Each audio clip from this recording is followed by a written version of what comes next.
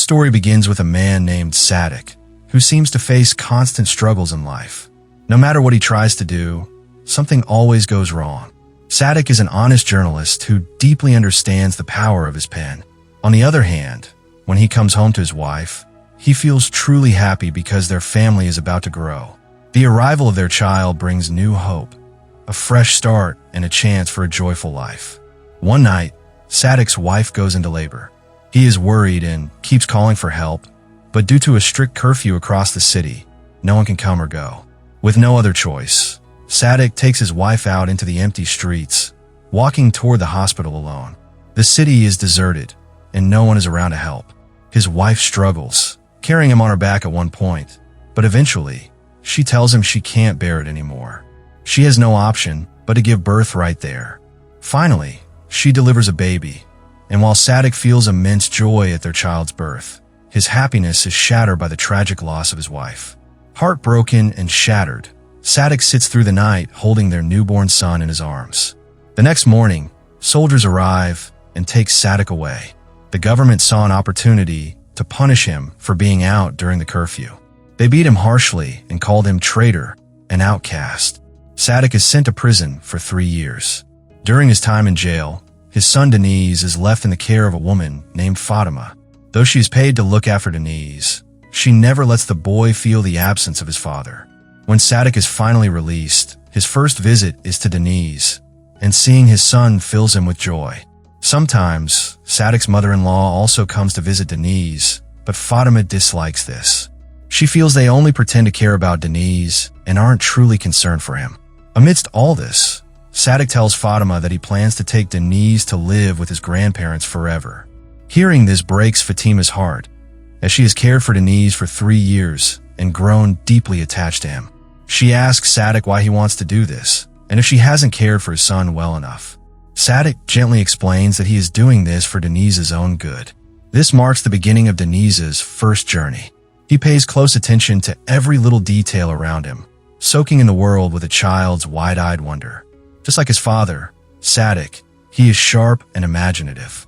To him, the world feels like a giant playground. When he steps out of the train compartment, he imagines seeing bandits and bravely takes them down with his toy gun. In reality, though, they're police officers. Denise is completely unaware of what his father went through over the past 3 years. He doesn't understand why Sadic seems so tense whenever police are nearby. Perhaps Sadic fears losing his son again, or maybe he's hiding something he doesn't want Denise to know. As the story slowly unfolds, the answers to these questions begin to reveal themselves. Eventually, Sadic and Denise arrive at Sadic's childhood village, a place he's returning to after nearly 15 years. Everything has changed since he left, and he never spoke to his family during that time. When they reach the old house, they find the front gate locked. Sadic, disheartened, prepares to leave, but Denise asks him to wait. As Sadic dozes off on the doorstep, he dreams of a superhero riding a horse. But it turns out to be no dream. It's his grandfather. Denise runs up to him and asks, "Are you my grandpa?" The man doesn't reply, but then Sadic's mother arrives, embracing Denise with the same warmth she once gave Sadic. Still, Sadic senses that his father hasn't forgiven him and might never accept him or his son. He prepares to leave again, but this time his mother and Denise stop him. To Denise, all of this feels like a scene from a cartoon, strange and magical. However, the grandfather still refuses to speak to either of them. That night, the family gathers for dinner, but Sadic's father stays away. Later, Salim, Sadic's younger brother, arrives. Innocent and kind-hearted, he is overjoyed to meet Denise. But Denise soon realizes that his grandfather doesn't like him, and that thought makes him sad. Trying to cheer him up, Sadic's aunt shares funny stories and jokes, which lighten his mood. Yet, when bedtime comes, Denise misses Fatima deeply, the woman who raised him for 3 years. He pleads to go back to her. Sadic gently holds him and says, "This is our home now. We belong here." In another room of the house, an intense conversation unfolds between Nurin, Sadic's mother, and her husband, Hussein. Nurin pleads with him, "This is our son's home. Why are you treating his son this way?" Hussein snaps back, saying he had sent Sadic abroad to study agriculture, not to become a journalist, something he has always despised.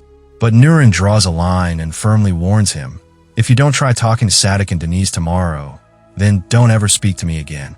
That night, Hussein sits quietly in reflection, realizing perhaps Sadic had made the right choice by following his heart. The mistake, he admits silently, was his own. He had failed both as a father and as a grandfather. Late at night, Denise wakes up to go to the bathroom, but accidentally steps outside the house. There, he sees Hussein entering a room that looks mysterious. Denise, still living in his playful fantasy world, imagines it to be a secret chamber filled with gold coins and treasures. After returns to his room, Denise casually brings up this secret room with his father he saw downstairs. The next morning, Denise excitedly tells the entire family about the secret room, which gets everyone's attention. His grandmother gently encourages him to speak to Hussein about it. Though Denise hesitates, he still believes his grandfather doesn't like him. But eventually, with a bit of persuasion, he walks over to him. At first, Hussein remains cold, but Denise starts asking questions about horses. Slowly, Hussein opens up, and they begin talking. For the first time, a bridge begins to form between them. And just as Denise gets up to leave, he says, "Thank you, uncle." But Hussein stops him, pulling him into a hug and says, "I'm not your uncle. I'm your grandfather." From a distance, Sadic watches this tender moment, and his heart finally feels at peace. His father had forgiven him through his love for his grandson. A few days later, the entire family goes on a picnic to their farm. Everyone laughs, talks, and reconnects. As they walk around the fields, Denise's grandmother shares sweet stories about how his father used to roll in the grass at his age. Denise loves hearing these little memories. Later, Denise tells his grandfather he wants comic books. Hussein quietly heads out on his own to the market, even before Sadic and Denise leave with Salim. It's typical of Hussein, not one to share much with anyone, always keeping his feelings to himself. When a shopkeeper curiously asks, "Who are these comic books for?" Hussein gets visibly annoyed. He doesn't answer. He simply pays and walks away. Meanwhile, Sadic runs into some of his old friends in the marketplace. As they catch up, a woman nearby notices him, and her face instantly freezes in shock. For now, we don't know who she is, but her connection to Sadic is clearly deeper than words. Moments later, as Denise and Salim visit the comic book store, the shopkeeper informs them that Hussein had already come by and purchased the book. Realizing it was meant for him, Denise smiles. Actually, the truth is, everyone in the family was silently wishing for reconciliation. How long could they live apart from their own son and his child? On the way home, Sadic spots his father from a distance and thanks him for buying the comic book. But Hussein says nothing. That's when Sadic opens his heart and quietly says, "I've left the job you always hated. Please forgive me now." Still, Hussein walks away in silence. It hurts, but Sadic knows his father has never wished him harm. That's just who he is, silent, stubborn, but deep down, not heartless. Back home, Sadic asks where Denise is. He learns the boy is playing in the backyard. But then, the family notices the comic book in Hussein's hand. They gently ask whom it's for, but as expected, he gives no answer. Still, no one needs to be told. Everyone knows. Meanwhile, Denise stands near the mysterious locked room with a little boy. He warns her, "Don't go in there. That place is full of ghosts. That's why it's always kept locked." Just then, Hussein appears. He tells Denise sternly, "If you ever try to enter this room again, you'll never get your gift." This only fuels Denise's curiosity. What's in that room? His mind runs wild with imagination. In another corner of the village, we meet Sakina, the girl from the market. She was Sadic's childhood love. Dressed gracefully, she stands by the gate of her home. But when Sadic arrives, she quietly shuts the gate. Not because she's angry, but because she's afraid she won't be able to hold back her emotions.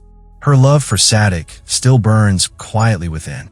That night, Hussein, slightly drunk from drinking with old friends, returns home. He tells his mother, "Take the family to Salim's house. I need to speak to Dad." And this conversation may turn into a fight. Then, in a haze, he goes out and calls for his father to step outside.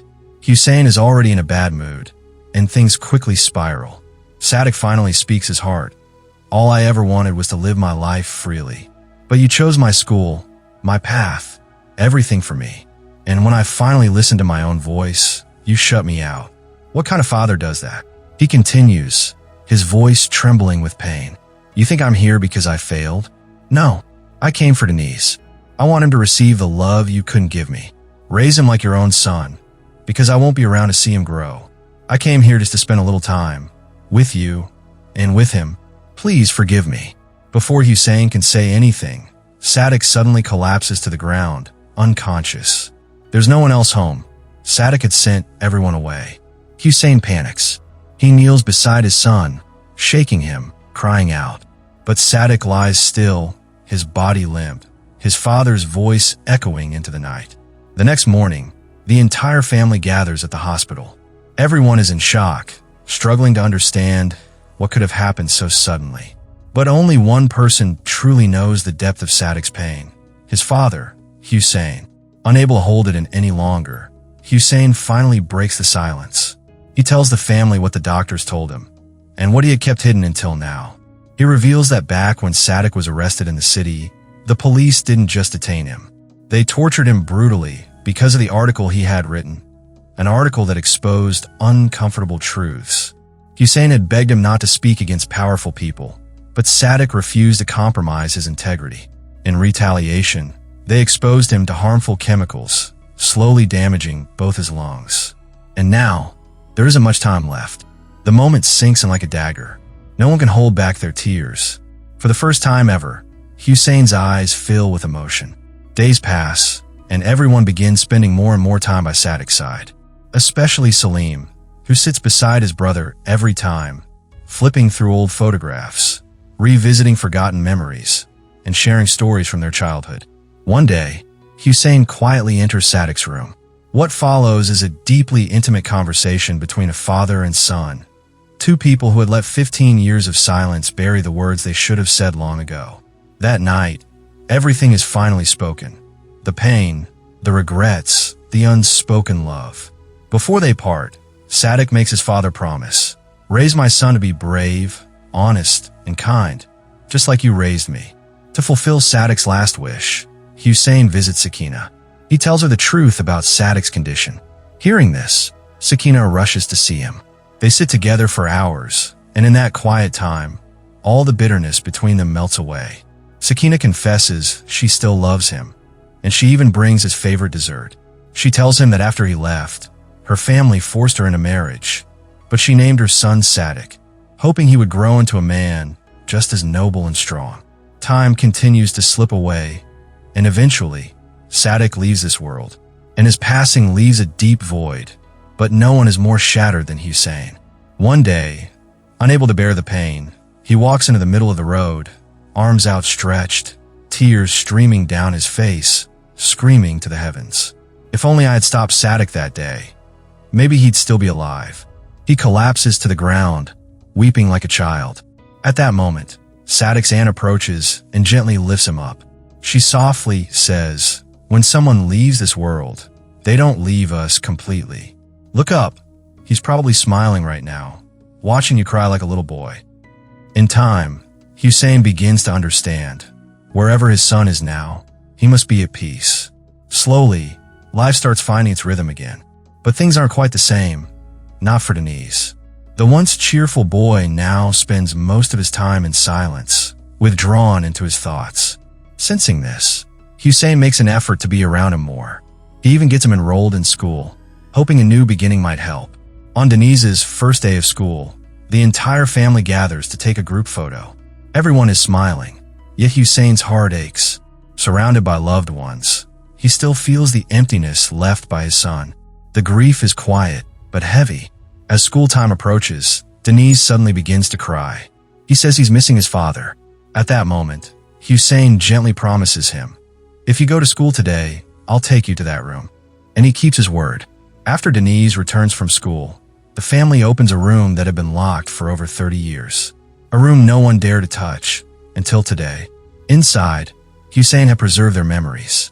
The projector flickers on, and what plays is the childhood of his 3 children. Laughter, birthdays, stories, moments frozen in time. Everyone watching is moved to tears. But something begins to shift in Denise. For the first time in days, he smiles. The room brings him peace. Hussein gives him an old camera and says softly, "Now it's your turn. Capture your world, any way you like." One day, Denise takes that camera and wanders far from home, filming everything he sees. Suddenly, through the lens, he sees something, or someone. It's Sadic. For a moment, Denise thinks it must be a dream. But Sadic looks him in the eye and says, "I'm here, always. Whenever you need me, I'll come running." He compliments Denise's school uniform, and they sit and talk like they used to. Just the two of them. But then, the moment begins to fade. It's time for Sadic to leave. Before he goes, he makes Denise promise, "Don't cry when I'm gone. And don't trouble your grandpa. This is your home. Grow up to be a good man. That's all I want." He walks away and disappears into the light. Denise stands frozen, heartbroken. Suddenly, heavy rain begins to pour. Hussein comes running, searching for him. He finds Denise standing alone in the open, eyes filled with tears. Without a word, he pulls him into his arms, holding him tightly. And with that, the beautiful story comes to its end. What did this story teach you? Was it about forgiveness, loss, or the power of love across generations? Let me know in the comments below. If this story touched your soul, please like, share, and subscribe to the channel. Thank you so much for watching. See you in the next one. Until then, stay healthy, stay safe,